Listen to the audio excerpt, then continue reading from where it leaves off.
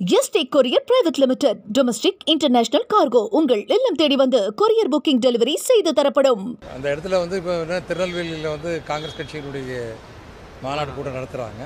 7ஆம் தேதி அன்றைக்கு மாநாடு இருக்குது. ஏற்கனவே அது குறித்து நேற்று முன்னாள் மாநில தலைவர் அவர் தங்கபால் வந்து பேசி இங்கேருந்து 3 புதிய மாவட்ட தலைவர்கள் தேர்ந்தெடுக்கப்பட்டிருக்கிறார்கள். அவர்களுடைய தலைமையில் வந்து ஆயிரக்கணக்கான காங்கிரஸ் தொண்டர்கள் வந்து திருநெல்வேலி மாநாட்டுக்கு செல்ல இருக்கிறார்கள். இன்றைக்கு இந்திய திருநாடு இன்றைக்கு வந்து தேர்தல் கமிஷனும் பாரதிய ஜனதா இயக்கமும் செய்கிற அநீதி, எப்படி மக்கள் ஜனநாயக நாட்டில் மக்கள் அளிக்கிற வாக்கை வந்து திருடுகிற சூழ்நிலை இன்றைக்கு இந்தியா முழுவதும் நடந்து கொண்டிருக்கிறது.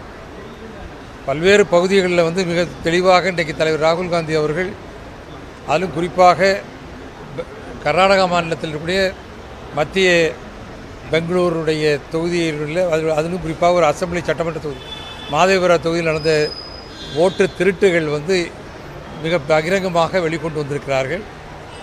பீகாரில் கூட 65 லட்சம் வாக்காளர்கள் பெயர் நீக்கப்பட்டிருக்கிறது.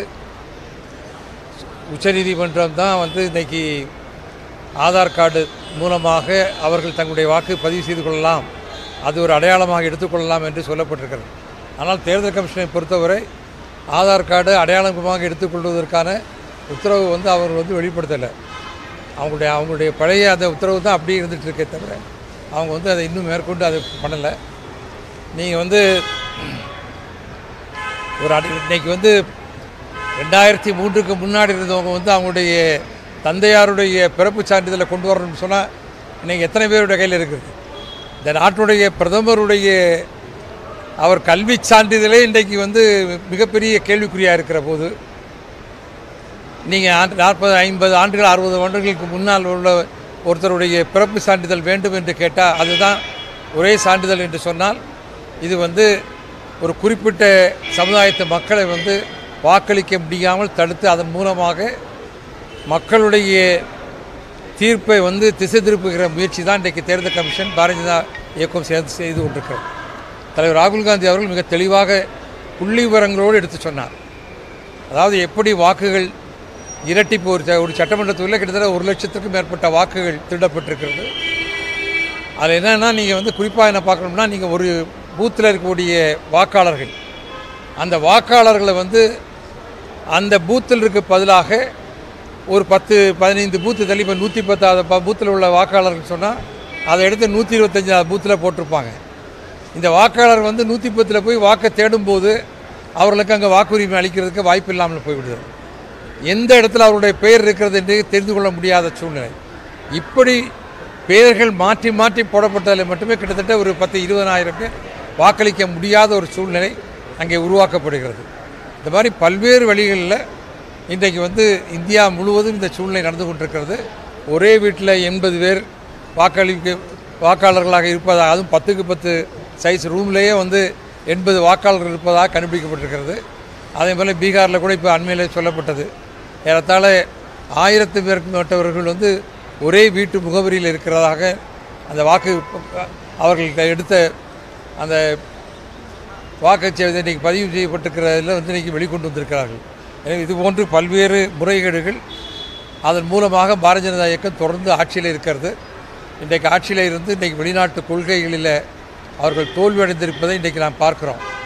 இன்றைக்கு இந்த மாவட்டத்தில் குறிப்பாக பின்னலாடை தொழிலாளர்கள் அவர்களெல்லாம் இன்றைக்கு வந்து அவர்களுடைய வேலைவாய்ப்பை இழக்கிற ஒரு சூழ்நிலை. இந்தியாவில் வந்து இன்றைக்கி ஏற்றுமதி செய்யப்படுகிற ஆடைகள் இன்றைக்கி அமெரிக்காவில் வந்து 50 விழுக்காடு அதற்கு வரி விதிக்கிற ஒரு சூழ்நிலை ஏற்பட்டிருக்கிறது சொன்னால், இன்றைக்கு பாரதிய ஜனதா இயக்கத்தினுடைய நரேந்திர மோடி அவர்களுடைய நண்பர்கள் நடத்துகிற குஜராத்தில் இருக்கிற ஆயில் கம்பெனிகள், ரிஃபைனரிஸில் வந்து அவர்களுக்கு லாபம் ஈட்ட வேண்டும் என்பதற்காக மட்டுமே இன்றைக்கு அமெரிக்காவோடு அவர்கள் கருத்து வேறுபாடு ஏற்பட்டு இன்றைக்கு பல்வேறு தொழில் நிறுவனங்கள் இன்றைக்கி நலிவடைந்து வேலை இழக்கின்ற ஒரு சூழ்நிலைக்கு தள்ளப்பட்டிருக்கிறது.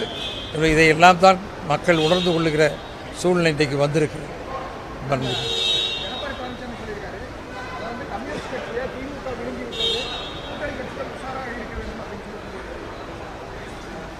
முதல்ல எடப்பாடி பழனிசாமி அவர்கள் அதிமுகவை எப்படி காப்பாற்றுவது என்பதை பற்றி சிந்திக்கணும்.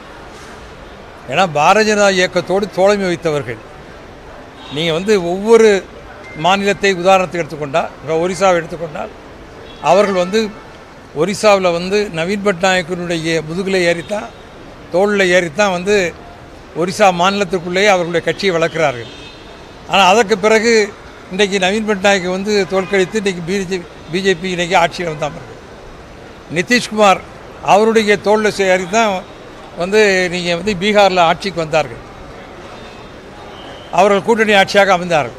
அடுத்த தேர்தலில் பார்த்தீங்கன்னா நீங்கள் நிதிஷ்குமாருடைய கட்சியினுடைய வேட்பாளர்களை பெரும்பான்மையான வேட்பாளர்கள் தோல்வியடை செய்து இன்றைக்கு நிதிஷ்குமார் மோடியினுடைய தயவில் சீஃப் மினிஸ்டராக இருக்கிற ஒரு சூழ்நிலைக்கு தள்ளப்பட்டிருக்கிறது. இன்றைக்கி மெஜாரிட்டி அவங்க பார்த்தீங்கன்னா இன்றைக்கி பிஜேபி சட்டமன்ற உறுப்பினர் தான் மெஜாரிட்டி.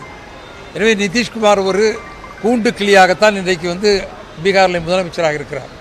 எனவே இன்றைக்கு எடப்பாடி அவர்கள் மற்றவர்களை பார்த்து கை தூண்டுவதற்கு முன்னர் தன்னையும் தன்னுடைய கட்சியையும் காப்பாற்றுவதற்கு என்ன முயற்சியோ அதை அவர் எடுத்து செய்ய வேண்டும்.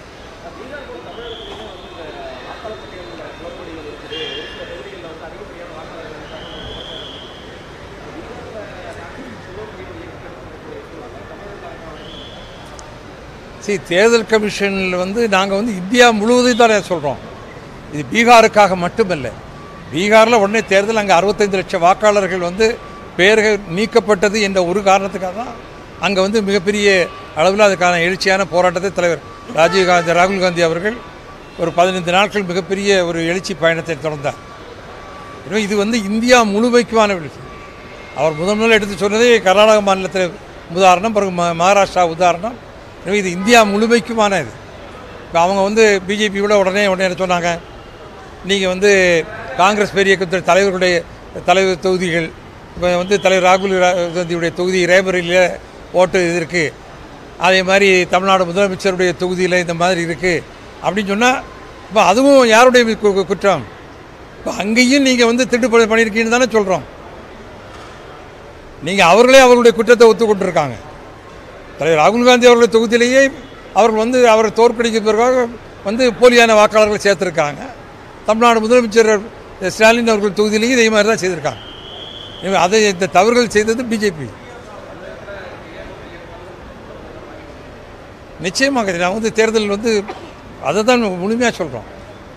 இப்போ நீங்கள் 7ஆம் தேதி தமிழ்நாடு காங்கிரஸ் கமிட்டி சார்பாக நடைபெறுகிற அந்த பொதுக்கூட்டம் கூட, திருநெல்வேலி பொதுக்கூட்டம் கூட நீங்கள் இதை முன்னிறுத்தி தான் இந்த ஓட்டு திருட்டு எப்படி நடந்து கொண்டிருக்கிற தேர்தல் கமிஷனை கண்டித்து, பாரதிய ஜனதா இயக்கத்தை கண்டித்து தான் அந்த கூட்டமே நடைபெறுகிறது.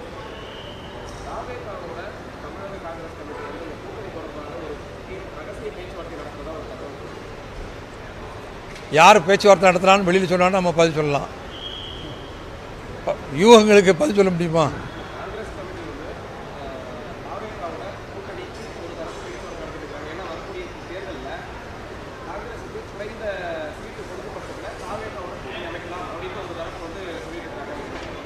எனக்கு தெரிஞ்சு அப்படி யாரும் பேசுகிற மாதிரி தெரியல.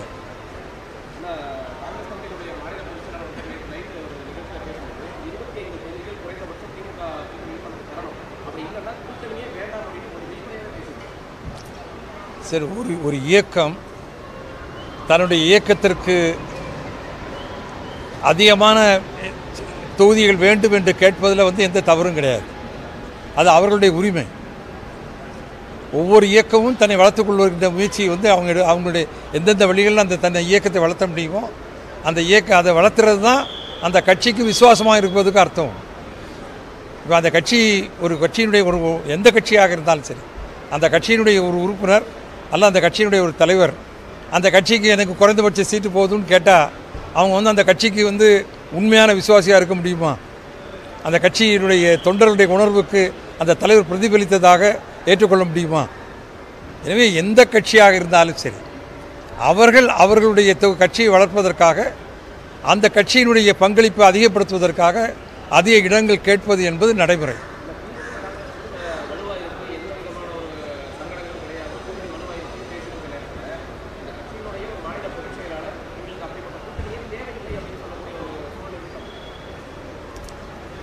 இல்லை அவர் யார் பேசுகிறான்னு எனக்கு அந்த கருத்தை நான் பார்க்கல, எனக்கு தெரியாமல் நான் சொல்லுவேன். இல்லை அவர் எந்த அர்த்தத்தில் அதை பேசுகிறான்னு தெரியாது, தெரியாமல் நான்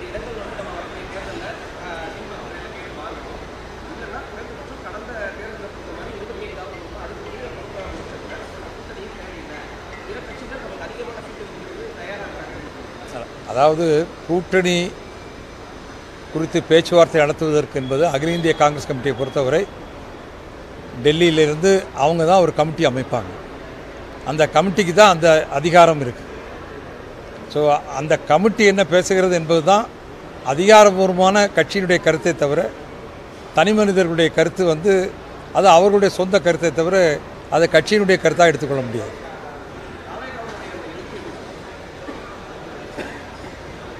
அரசியல் இயக்க புதிதாக ஒரு கட்சி வரும்போது அதுக்கு பின்னாடி மக்கள் செல்வதுங்கிறது இயற்கை. அதுவும் திரைப்பட நடிகர் ஒரு இயக்கத்தை நடத்துகிற போது அது பின்னாடி செல்வது என்பது ஒரு இயற்கையான சம்பவம். ஆனால் அதுவே தமிழ்நாட்டில் ஒரு வெற்றிக்கு வழிவகுக்குமான்னு சொன்னால் நிச்சயமாக வழிவகுக்க வாய்ப்பில்லை. அது நிச்சயமாக வழிவகுக்க முடியாது. நீங்கள் தமிழ்நாட்டில் ஒன்றும் புதியதில்லை. திரைப்பட நடிகர்கள் பிரச்சாரத்திற்கு செல்கிற போதே ஒரு இயக்கத்துக்கு பிரச்சாரத்துக்கு செல்கிற போது பல்லாயிரக்கணக்கான மக்கள் கூடுவது என்பது இயற்கை. எனவே அவர்களெல்லாம் வாக்களிக்கிறார்கள் என்று நம்ம ஏற்றுக்கொள்ள முடியாது. அதே மாதிரி இன்றைக்கி புதிதாக அவர் கட்சியை எடுத்து வருகிறார்.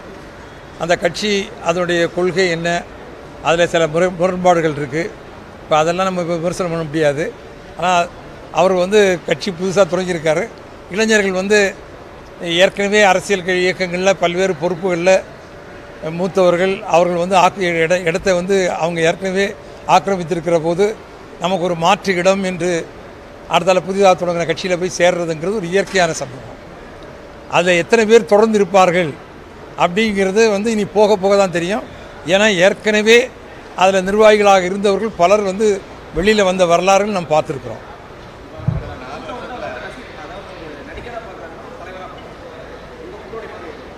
அவரை இன்றைக்கு வரைக்கும் ஒரு நடிகராக தான் பார்த்துருக்காங்க. அதனோட மாற்றுக்கிறதுனால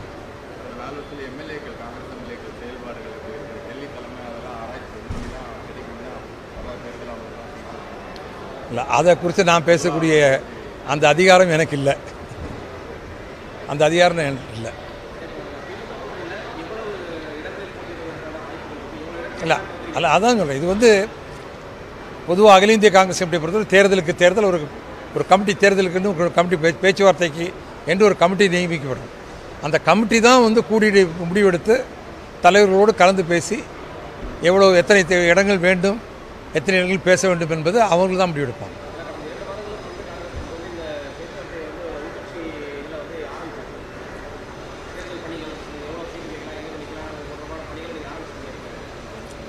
ஏற்கனவே அது தமிழ்நாடு காங்கிரஸ் கமிட்டி தலைவர்கள் கேட்குறாங்க.